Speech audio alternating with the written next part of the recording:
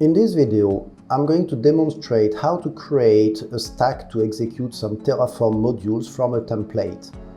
Then we are going to customize this stack to add some StackForms input parameters and then to provision some additional resources. Let's take an example.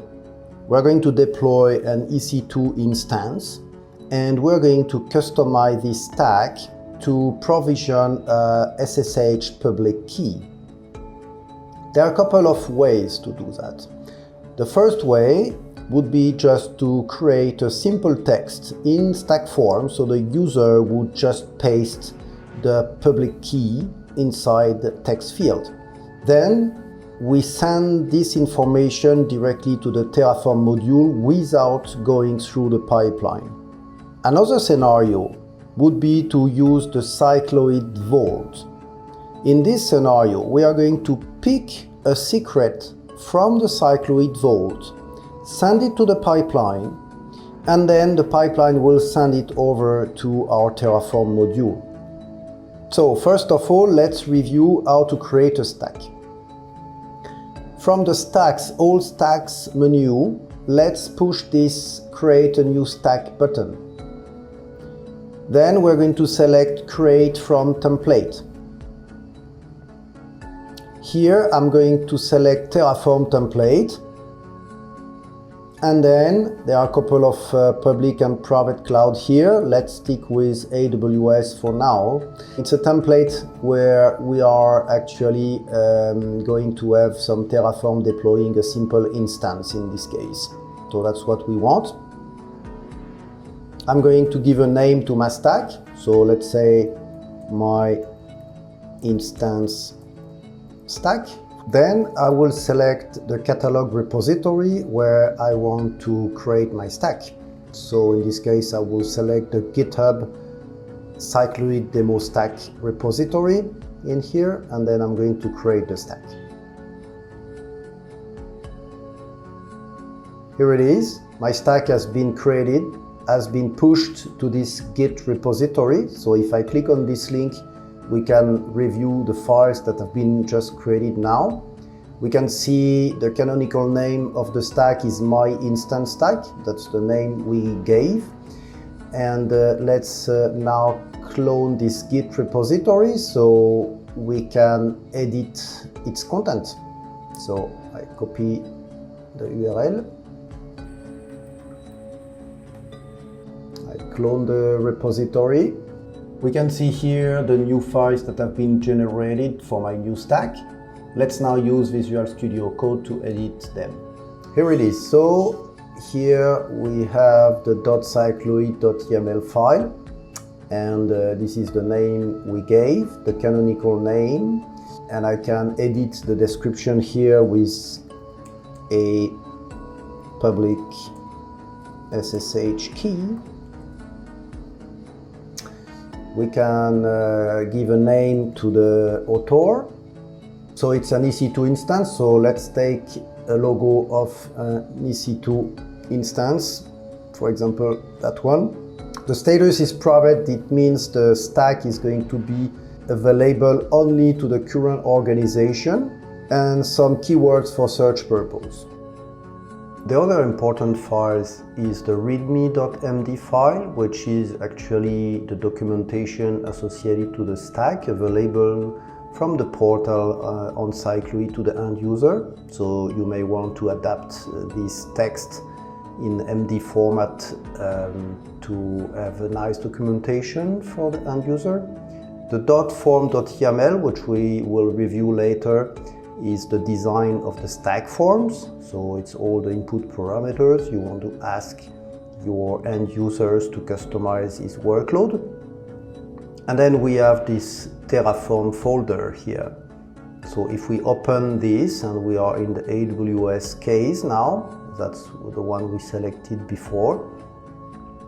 The main.tf is the file that is going to call this module compute, and this VM instance type, VM disk size, and VPC ID are all variables that are coming from StackForms and defined in this .form.yml file. So we're going to change this to add our public SSH key later on.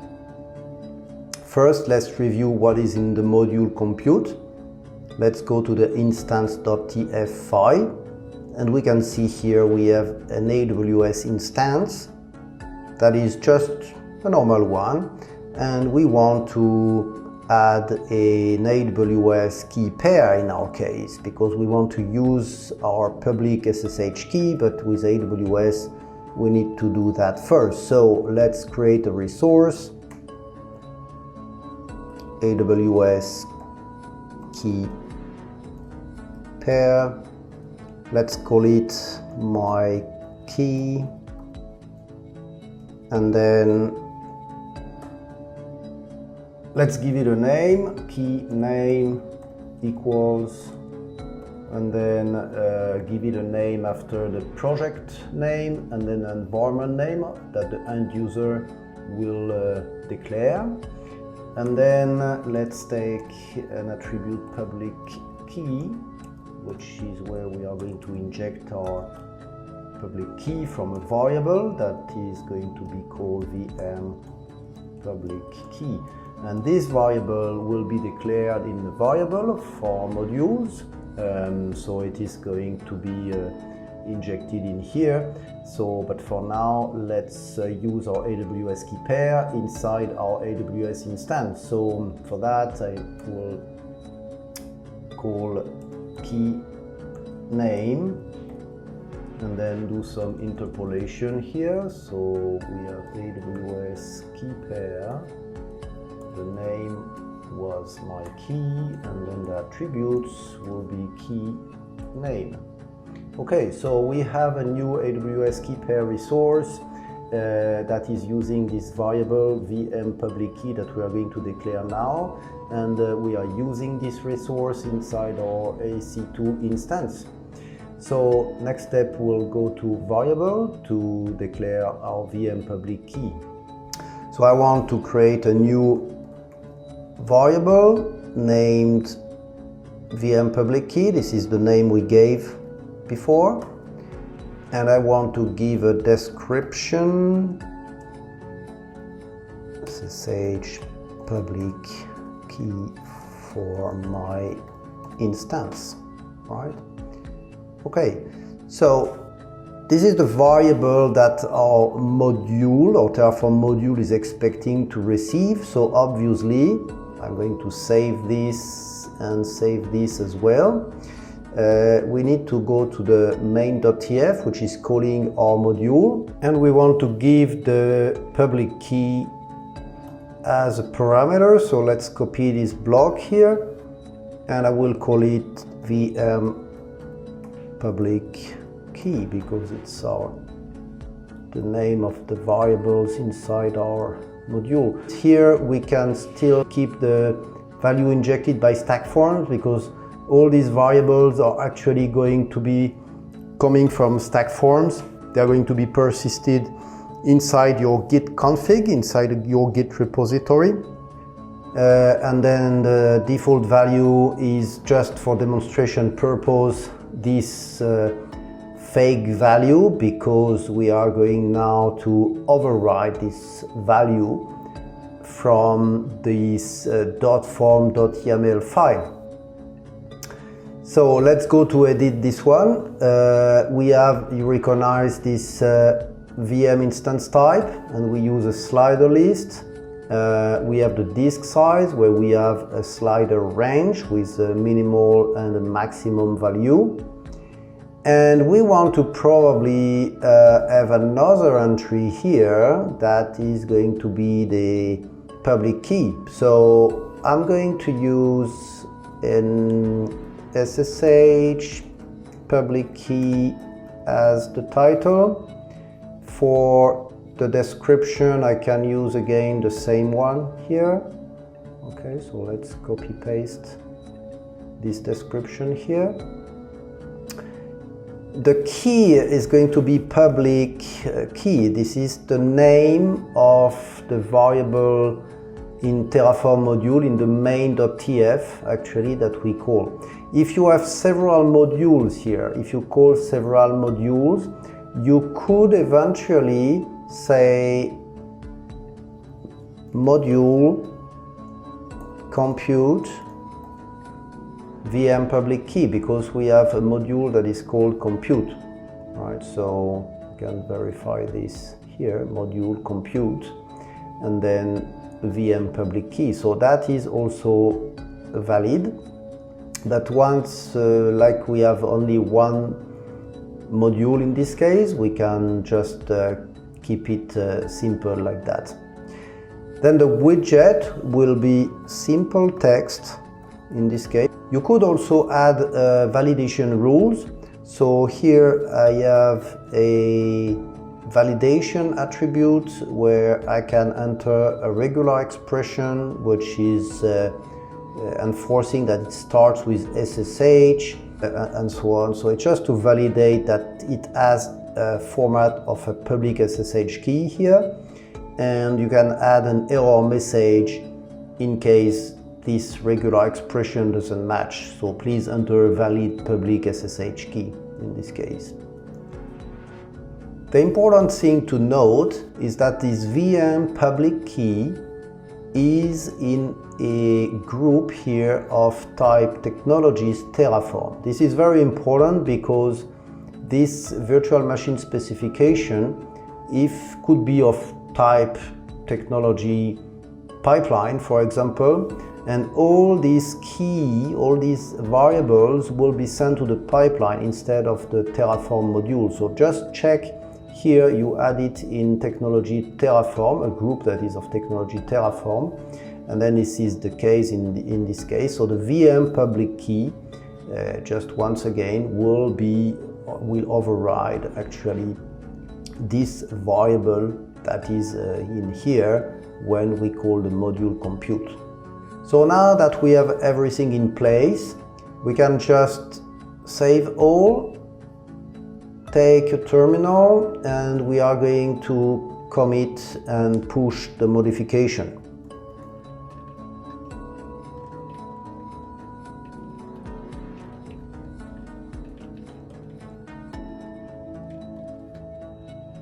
Okay, so now our stack has been updated in our Git repository. So the My Instance stack has now a new version, and we can update in the catalog repository. So stacks catalog repository, you have this Git repository which was called cycloid demo stack, and we want to refresh this repository just because we have updated the .cycloid.yaml. So we want to refresh the way the stacks are presented to the end user. So it has been effectively detected that the My Instance stack has a new version. And if we go now to the old stacks, we can see, we can filter with the My Instance stack, and we can see we have the logo we have chosen, we have the title, we have our description. If I click on preview, we have the nice readme. So we didn't update this one, but you can eventually update the readme.md file, so to have a nicer documentation as that. And then we can eventually select this stack and create a new project from that stack. So just take an example here, like my first project. Okay, and then we go and create the project. Then we need to create an environment. Environments are actually the same automation can be deployed for different purposes, such as QA, such as staging, such as production, or if you are a developer, just to test a feature branch, so you can give the name of your PR, for example. So let's create an environment here. For demo purpose, I mean, let's call it demo. You can eventually here change the logo. Okay, so let's take a green planet.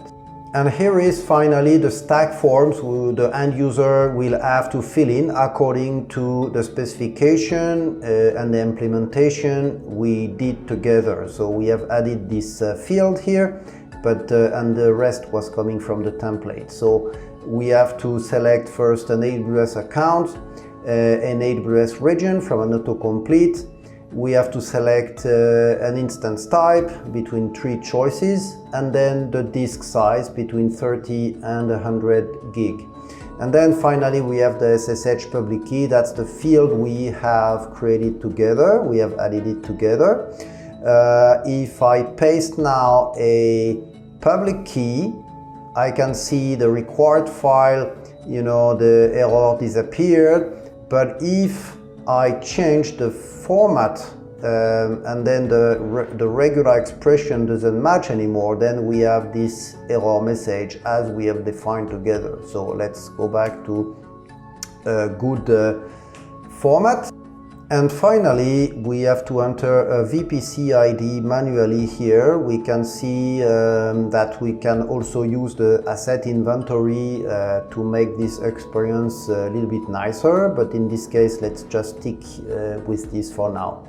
At the end, the end user will just create an environment, and the pipeline will start to execute the automation. After a couple of minutes, you can see the pipeline jobs have turned green, which means they are executed successfully. You can see the details of the Terraform apply if you click on it, and then you see the different steps that have been executed. If I click on TF state, you can see the Terraform apply output with all the resources that have been created according to our Terraform code. Okay, so now that we have completed this first step successfully, let's change this simple text where the end user send the public key in here with a widget that will pick the public key from the cycloid vault, which is inside this security credential section here. Okay, so let's go back to our code. This is the AWS key pair going to be left unchanged.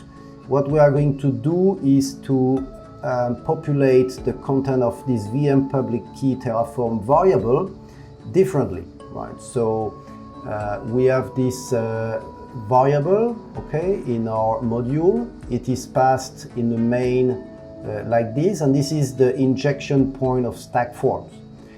What we're going to do is to create a new variable at this level in our Terraform code, and we are going to call it, can call it the same name, okay, VM public key. Let's save that. And then I'm going to declare this VM public key variable, copy this from the module to the variable at this level as well, because I have a new variable that I'm going to use to inject this variable to my module. This actually will be populated by the pipeline later on. Let's save that. So the next step would be to go to the pipeline, and then I want to declare a new variable as well in here. So I'm going to copy that block, for example, say the default value will be like that, VM public key, let's name it in the same way, and okay, and the default variable will be empty in that case. Let's copy paste the same description in my variable here. Okay, so I have a new pipeline variable declared in here, in this variable.sample.yaml, and I want to pass this pipeline variable to my Terraform module in here. So to do that, I need to search for the TF state resource, and here I can see all the vars that are going to be passed to the main.tf in here. So I'm going to say the VM public key variable that is declared here is going to take the value of VM public key, which is the pipeline variable value that is here. Let's save that. And then the last step finally would be to update our .forms.yaml file, because here we have the SSH public key, we have the widget, which is a simple text at the moment with some validations. So we are going to change this to have something different, which is going to be, let's see, if we go in the documentation, it's going to be CY_cred. So if I click on this, I have some sample code, and you can see the widget will be CY_cred. So I'm going to paste the widget type CY_cred. The key name, which is the variable, is going to be the same name. The type is unchanged, required true, and the validation can be removed because it is not required to have that. I can also add some custom attributes. So for example, if I want to have cred types of a certain type, I can do it with these two lines that I can append in here. Oops, I will indent better. So widget config, and the attribute in this case I want to use is cred types. And I paste it here, and the cred types will be custom.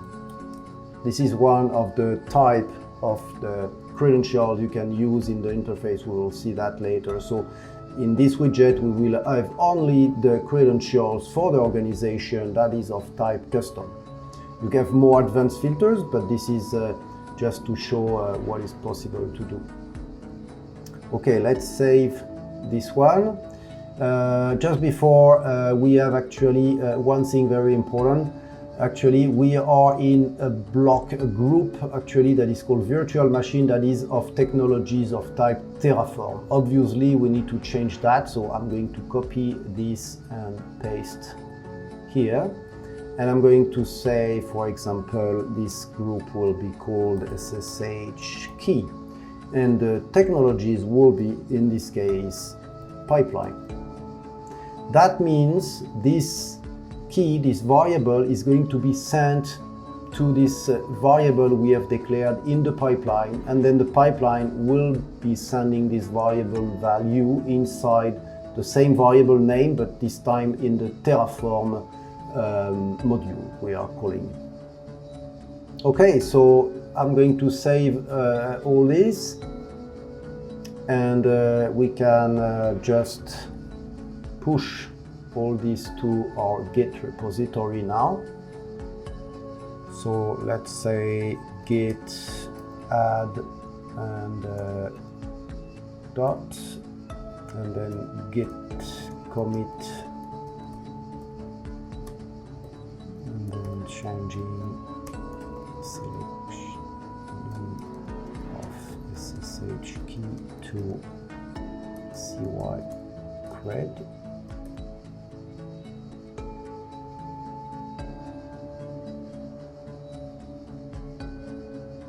And finally, let's do a git push. Okay, so now let's use our new stack. Go back to our project, go to configuration, and then in here we should have our SSH public key with our new widget. So if I click on this one, we can see here we have all the credentials that is of type custom, that is stored in the vault of Cycloid for this specific organization here. What we can do is take this instance key pair. So obviously you will need to go to security credential and create a new credential of type custom. and I have one here, instance key pair, we can use that. And then the key would be public key. I have two keys in this case, private key and public key. Let's use the public key. So it is the public key that is going to be provisioned to my instance. So if I review, we can see that this VM public key will be effectively changed. The new configuration will be pushed inside the git config. That's what it is doing right now. And now my configuration is provisioned to the git config, so I can go back to my pipeline and I can see my Terraform plan, Terraform apply are being executed. Why? Because actually the git config has changed. There is a new version. If I click on it, you can see effectively that there is a new version and that the pipeline has detected it. You have a plain line here, so that means it's going to be triggered automatically. And yeah, so the public key is going to be provisioned this time from the vault. Finally, if you want to destroy the EC2 instance and all the resources that have been created, go to View Destroy, and then you click on Terraform Destroy to go to the job details and trigger a new build of this Terraform Destroy job by clicking on the plus button at the top right corner here. So if I click on the plus, a new build has been created manually, and here it is, the Terraform Destroy build has completed successfully. We can have the output of the Terraform Destroy job in here. So if I go down, we can see effectively that it has run successfully and our 6 resources have been destroyed. I hope you like this video.